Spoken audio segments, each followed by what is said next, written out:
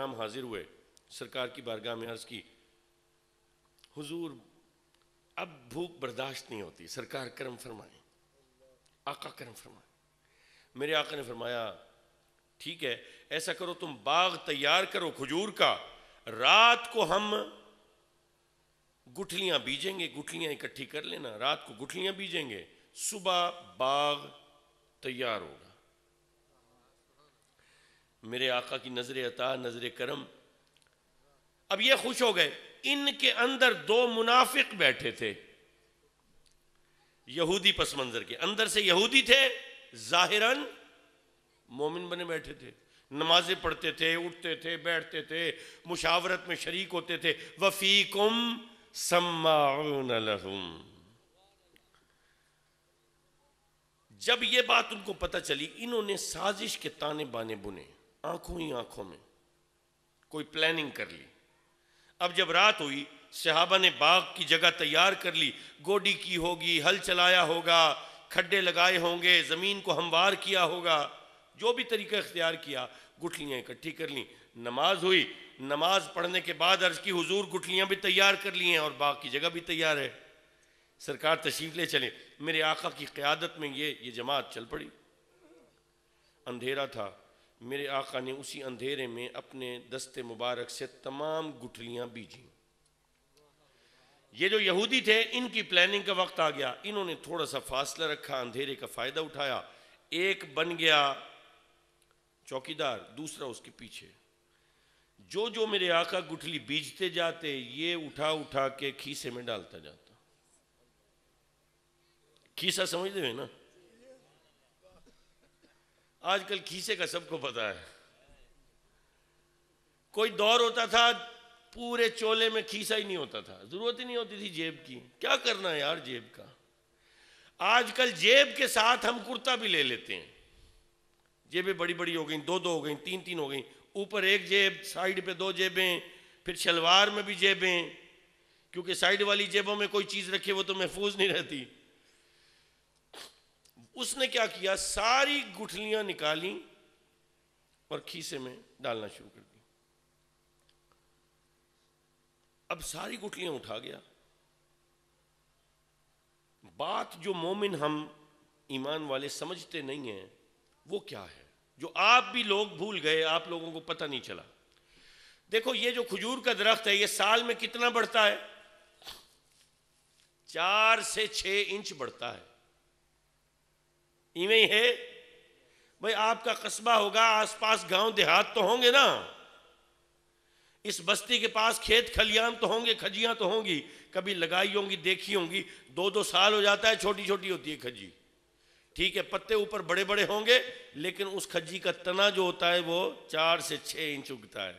سال میں 365 دنوں میں 4 سے 6 انچ اگنے والی کھجی، سرکار فرماتے ہیں رات کو بیجیں گے، صبح باغ تیار ہوگا۔ اب یہ جو منافق ہے یہ تو نہیں مانتا نا، یہ سرکار کو نبی نہیں مانتا، یہ انکاری ہے، یہ عظمتوں کا انکاری ہے، یہ میرے آقا کی رفعتوں کا انکاری ہے، یہ میرے آقا کے منصب کا انکاری ہے، الہ سے قربتوں کا انکاری ہے۔ یہ تو آرام سے بیٹھتا، یہ کہتا یہ ہو کیسے سکتا ہے رات کو بیجیں صبح درخت تیار ہو، یہ تو تماشا دیکھتا۔ بھئی یہ تو دل میں ایمان نہیں لے کے بیٹھا، اس کو کیا ضرورت تھی گٹھلی نکالنے کی؟ یہ تو آرام سے بیٹھتا۔ گٹھلی کیوں نکالی؟ گٹھلی اس لیے نکالی، جانتا تھا کہ گٹھلی رہ گئی تو کل درخت ہوگا۔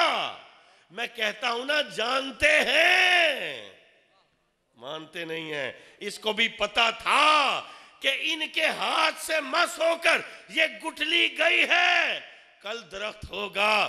وہ یہودی بھی اندر جانتے ہیں، وہ منافق بھی دل میں جانتے ہیں، نفرت کی وجہ سے مانتے نہیں ہیں۔ ان کو نفرت کی آگ جلائے گی، ان کو نفرت کی آگ۔ یہ بات نہیں ہے علم نہیں ہے، بھائی مولوی وہ بھی پڑھ دیں نا، کتابہ میں نے کہا نا کتابیں پڑھتے ہیں، کتابوں میں رسول کی عظمت نہیں ہے، رسول کی شان نہیں ہے۔ ہمارے مولوی جامعۃ الازہر جا کے فارغ التحصیل ہو کے آتے ہیں؟ نہیں، وہ بھی یہیں پڑھتے ہیں، کتابیں وہی ہیں، وہی حدیث کی، وہی بخاری شریف، وہی ترمذی شریف، وہی سنن ابن ماجہ، وہی سنن نسائی، ساری کتب وہی ہیں، وہی اسد الغابہ ہے، لیکن وہ بغض میں رہتے ہیں، جانتے ہیں مانتے نہیں ہیں۔ لوگوں صبح ہوئی، میرے آقا نے نماز فجر پڑھائی، سلام پھیرا، صحابہ نے عرض کی حضور ہمارے باغ کا کیا بنا؟ سرکار ہمارے باغ کا، میرے آقا نے فرمایا وہ باغ تو تیار ہے۔ دیکھو، جاننا اور بات ہوتی ہے، ماننا اور بات ہوتی ہے۔ جب میں نے یہ روایت پڑھی تو جب میں سرکار کے اس جملے پر پہنچا تو میں تو ماننے والا ہوں نا، میں نہیں جانتا آگے وہ باغ ہے نہیں ہے، کہانی کیا کہتی ہے، لیکن میں ماننے والا ہوں۔ جب میرے آقا نے فرما دیا تو میں نے مان لیا کہ وہ باغ تیار ہے۔ یہ ہوتا ہے ماننا۔ آگے جانو یا نہ جانو، دیکھا ہو یا نہ دیکھا ہو، علم ہو یا نہ ہو، جب میرے آقا نے فرما دیا کہ باغ تو تیار ہے، ماننے والے نے مان لیا کہ باغ تیار ہے۔ بھائی سیدنا صدیق اکبر کا واقعہ یاد ہے؟ بھائی معراج ہوئی، میرے آقا کو کسی نے جاتے ہوئے دیکھا نہیں، کسی نے واپسی پہ مشاہدہ نہیں کیا، کوئی انسان اس سفر کا گواہ نہیں ہے، کوئی انسانوں میں سے کوئی بھی گواہ نہیں ہے۔ سیدنا ابو بکر صدیق صبح تشریف لا رہے ہیں، ابو بکر کو راستے میں جکڑ لیا ابو جہل اور اس کے چیلوں نے۔ ابھی پتہ نہیں چلا، سید ابو بکر کے کانوں میں اس خبر کی گونج نہیں آئی، میرے آقا نے مکہ شریف میں اعلان کیا ہے، ابھی تک یہ سرکار کی بارگاہ میں پہنچے نہیں ہیں، اعلان سفر معراج کیا کہ جی میں رات کو گیا تھا اور اس طرح سے یہ معاملہ ہوا، اور جب میں واپس آیا تو رات کے قلیل سے عرصے کے اندر یہ سارا سفر ہوا۔ اب حضرت ابو بکر کو علم نہیں ہے، راستے میں ابو جہل مل گیا، اس نے روک لیا اور پوچھنے لگا ابو بکر یہ بتاؤ، اگر کوئی شخص دعویٰ کرے کہ میں رات کو مسجد حرام سے مسجد اقصیٰ پروں والی سواری پر گیا اور وہاں سے پھر سدرۃ المنتہا اور پھر رب سے ملاقات ہوئی اور پھر واپسی ہوئی اور اتنے سے قلیل وقت میں کہ کنڈی ہل رہی تھی اور وضو کا پانی چل رہا تھا، تو کیا تم مان لو گے؟ تو حضرت ابوبکر صدیق نے کیا کہا تھا؟ آپ نے فرمایا کہ یہ بتاؤ یہ دعویٰ کس کا ہے؟ یہ دعویٰ کس کا ہے؟ یہ نہیں کہا کہ نہیں یہ ٹھیک ہے، یہ ماننے والی بات ہے، نہیں یہ تم ماننے والی بات نہیں۔ آپ نے فرمایا یہ دعویٰ کس کا ہے؟ اب بتا نہیں رہا تھا، مجبوراً جب اصرار کیا تو بتانا پڑا، کہنے گا یہ تمہارے نبی کا دعویٰ ہے۔ تو حضرت ابوبکر صدیق نے کیا فرمایا؟ فرمایا میرے نبی نے جو فرمایا سچ فرمایا، نبی نے جو فرمایا سچ فرمایا، جانتے تو نہیں تھے، مانتے تھے۔ لوگوں یہ فرق ذہن میں رکھنا، جاننا اور بات، ماننا اور بات۔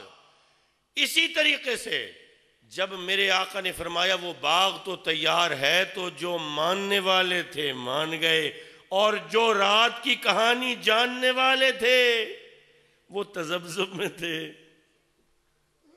یہ جماعت میرے آقا کی قیادت میں ایک دفعہ پھر باغ کی طرف گئی تو اب عقل یہ کہتی ہے باغ چونکہ سرکار نے فرما دیا باغ تو ہے، اب دور سے دیکھا ہوگا اونچی اونچی لمبی لمبی کھجیاں خوبصورت میرے آقا کے حکم کی تابع وہ کھڑی ہوں گی، تو جو ان میں سے اس جماعت میں سے کچھ کے دل ہوں گے جو کھل اٹھے ہوں گے، اور کچھ ایسے بھی ہوں گے جن کے دل بیٹھ گئے ہوں گے، جو افسردہ ہوں گے۔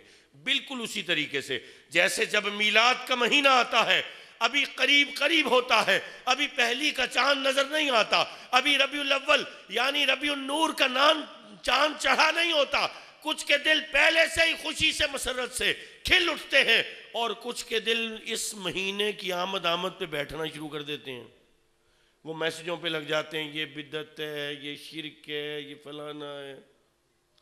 وہاں پہ پہنچے، صحابہ کرام نے دیکھا ایسا باغ کبھی دیکھا نہ سنا، اس کی کھجیاں، ان کے تنے ایسے جیسے معماروں نے عمارت کے ستونوں کو سال رکھ کے سیدھ میں کھڑا کیا ہو، ان پتوں کی چھتریاں ایسے جیسے کسی نے سنائی سے بنائی ہوں، اتنی خوبصورت، اتنی حسین، ان پر پھل ایسا لگا ہے کہ آج تک کسی نے ایسا پھل خوش رنگ دیکھا نہیں ہے، پورے باغ پہ اتنا پھل نہیں ہے جتنا وہاں ایک ایک درخت پہ لدا ہے۔ پھل توڑا گیا، میرے آقا نے اپنے دست تقسیم سے تقسیم فرمایا، مومنوں کو بھی دیا، منافق ان کو بھی دیا، ان کو بھی دیا، کیونکہ میرے آقا تو رحمت للعالمین ہے نا، مومن کو بھی میرے آقا کے دست عطا سے ہی ملتا ہے، کافر کو بھی میرے آقا کے دست تقسیم سے ملتا ہے۔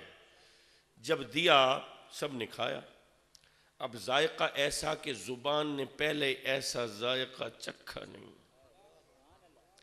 لیکن حیرت کی وجہ کچھ اور ہے، سب کی آنکھیں حیرت میں، سب کے منہ کھلے کے کھلے، ایک کھجور کھا رہے ہیں، دوسری، تیسری، جب چوتھی کھائی تو اب قابو نہ رہا، اب زبان گویا ہوئی، اب بولے، اب عرض کی سرکار اس میں تو گٹھلی نہیں ہے، حضور اس میں گٹھلی نہیں ہے۔ حیرت، کبھی سوچ سکتے تھے کہ بغیر گٹھلی کے کھجور ہوگی؟ آج کھا رہے ہیں، حضور اس میں گٹھلی نہیں ہے۔ میرے آقا نے تبسم فرمایا گٹھلی اس میں کہاں سے آئے گی، گٹھلیاں تو اس کی جیب میں ہیں۔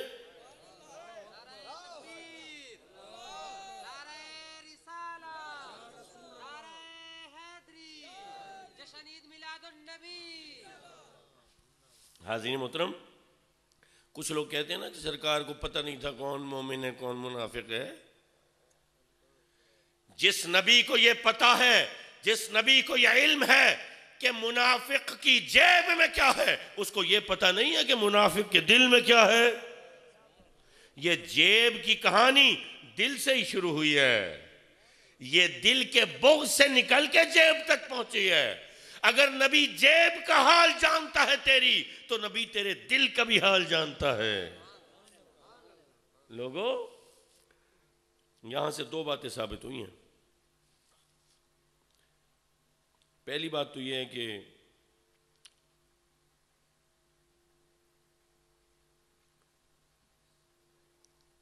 سرکار جانتے ہیں، ماننے والے مانتے ہیں۔ دوسری بات یہ ہے کہ میرے آقا کے حکم کی تعمیل کے لیے ان کھجوروں کے درختوں کو گٹھلیوں کی ضرورت نہیں ہے۔ درختوں کو سرکار کا حکم وائے ہونا ہے۔ اب وہ درخت انتظار نہیں کرے گا کہ گٹھلی آئے گی تو میں ہوں گا۔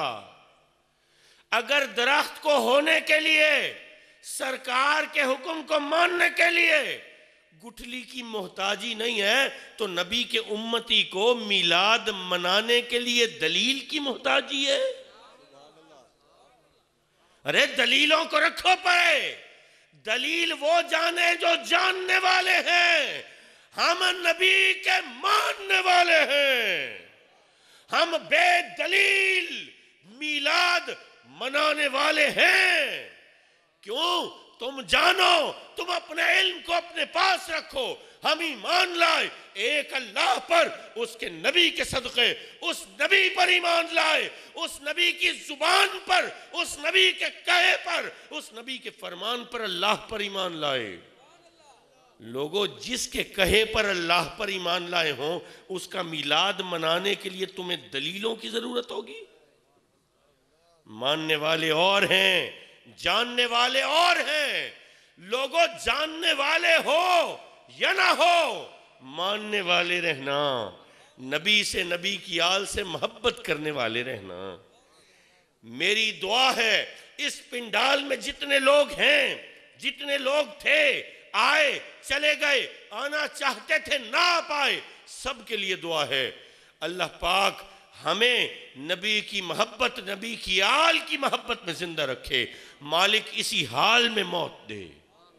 میرا اللہ جب اٹھائے، جو اٹھانے کا دن آئے گا، جب اٹھائے تو نبی کے چاہنے والوں میں اٹھائے، انہی میں معاملہ فرمائے۔ وما علینا الا البلاغ۔